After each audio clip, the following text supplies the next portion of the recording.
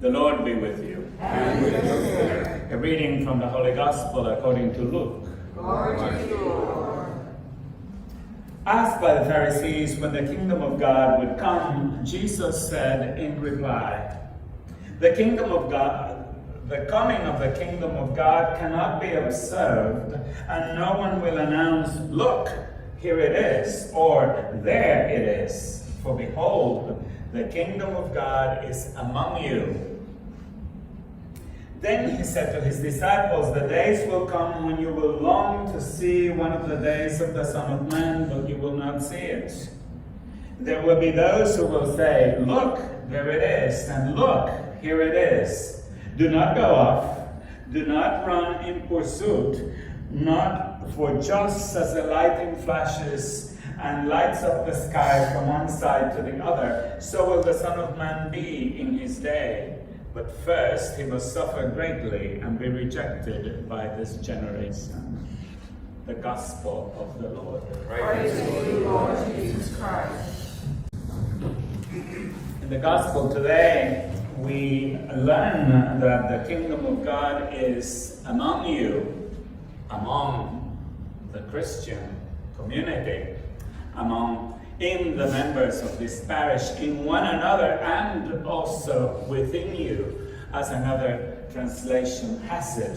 The kingdom of God, Jesus emphasizes today, is an inner experience, a spiritual experience, an experience of the heart, of the mind, and in baptism we receive the indelible mark, a spiritual mark, of becoming children of God. And it's the job of our life to unpack and to develop and to cherish the benefits of such a mark and such distinction and honor. So Jesus is saying, don't go out, sell your house, and buy a room in that doomsday sect trailer camp in the desert of California. That's not a good idea. That's not going to work. How can people come to such a, frankly, perplexing conclusion when they read, presumably, this gospel? And this, you must understand, is the greatness of the Catholic way of studying the Bible, as we'll see in the first reading of today, which is beautiful, but very confusing. And what the Catholic method of studying the Bible, and what a homilist, as you are being trained today to be a homilist, yes, you can do it. After all, you preach plenty at home, so what's the difference in church? And women are better than men. I know that for a fact. So, we must take into account the historical context. And, all the Gospels work on two levels. You have the immediate scene, the immediate experience of Jesus and the experience of the church. Because this was written out of the recollections and the memories of what Jesus said in the context of a church, of a community, some 50 years later. Jesus didn't have a secretary that went around like Origen did, with an army of secretaries writing everything he did. That didn't happen. It was the recollection, the spiritual recollection of what was truly important. And here they are emphasizing several aspects of the kingdom, mostly that it's within you.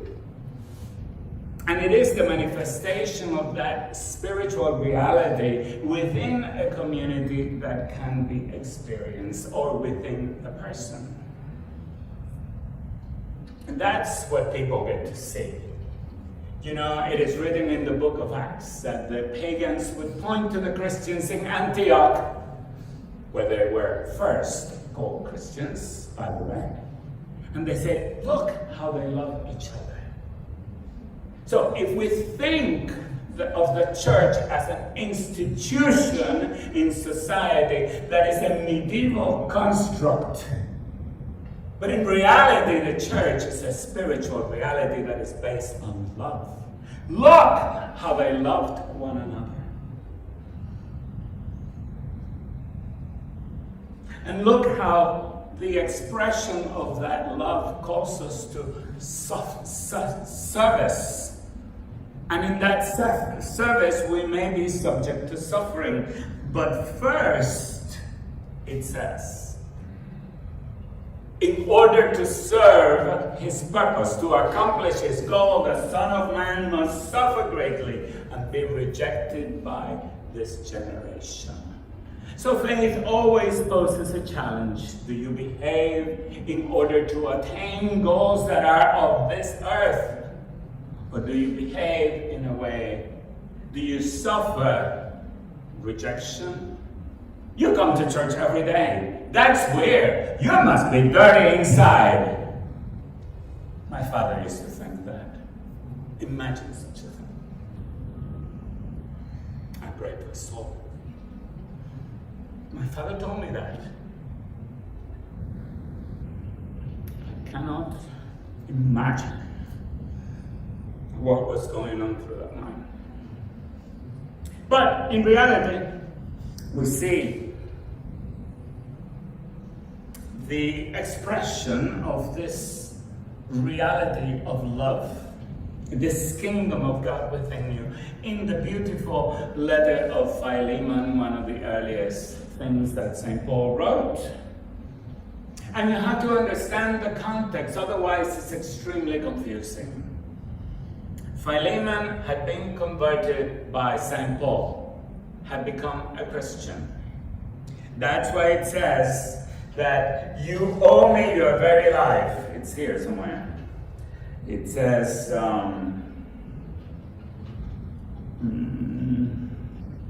I say, may I not tell you that you owe me your very self? He is kind of calling in Philemon's debt. Philemon has a slave, Onesimus. Onesimus has run away for some reason, and somehow he met up with Paul in Rome while Paul was in prison in Rome. And then Onesimus became a Christian, and he became a very dear helper of St. Paul, a very close, and he calls him my child. I am sending my child back to you.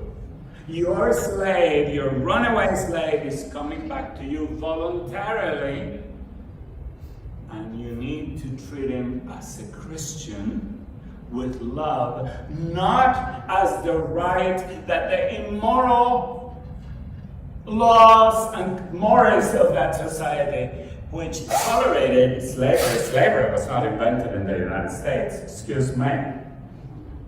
It's a very old institution. The guys who built the pyramids in Egypt were probably slaves. Maybe. What else would tolerate that incredibly hard labor? So slavery has been around, and the slave was property. And now St. Paul is declaring for his son, his dear son Onesimus. He has tasked him to obey the laws of society and go back to your owner. But he writes the owner and he says, if he owes you anything, I will pay. I want you to treat him differently, because now he is the brother of the Lord. And this is just an example of this inward kingdom that is within us.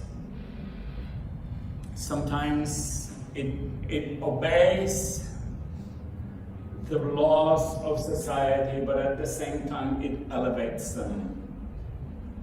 And the willingness, obedience to the demands of faith gives us a freedom that society does not know. And it gives us hope that society does not know. And it gives us the manifestation of a love that can be seen by others, to the praise and honor of God and to the growth of His church. Amen.